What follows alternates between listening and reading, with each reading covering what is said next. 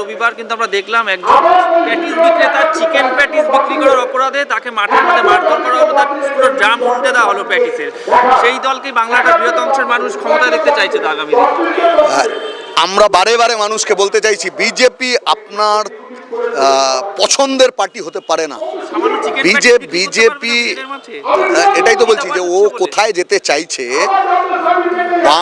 বাঙালি মানেটা কি, বাঙালিকে ডিসক্রাইব করবার নানান কথার মধ্যে যদি আমি একটু সাধারণ কথায় চালু কথায় ভাতে মাছে বাঙালি, তাহলে প্রত্যেকটা জায়গার ভৌগোলিক কারণে সেখানের যেসব খাদ্য পাওয়া যায় এইগুলোর ওপরে ভিত্তি করে সেই অঞ্চলের ঐতিহাসিকভাবে ফুড হ্যাবিট গড়ে উঠেছে।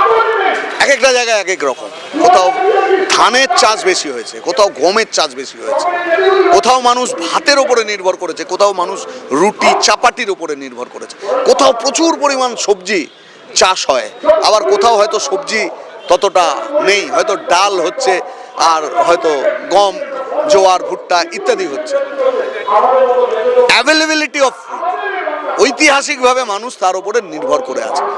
তো এখানে এটা তার নিজস্ব ব্যাপার।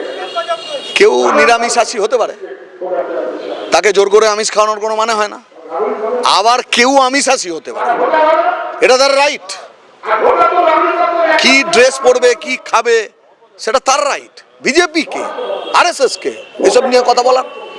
ও আরেকটা ভুল জায়গায় দাঁড়াচ্ছে। আসলে এগুলো করছে, লোকে ভাবছে বোধহয় আসলে এই গোটাটা করছে যে বাঙালি হেনস্থা, রবীন্দ্রনাথের বিরুদ্ধে কথা বলা, রবীন্দ্রসঙ্গীত গাওয়ার জন্য জেলখানায় ঢোকানো, এগুলো সব করছে অত্যন্ত ক্যালকুলেট করে।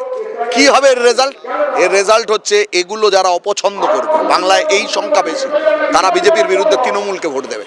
তাহলে তারা চাইবে যে কোনোভাবে হোক বিজেপিকে জানে না আসে।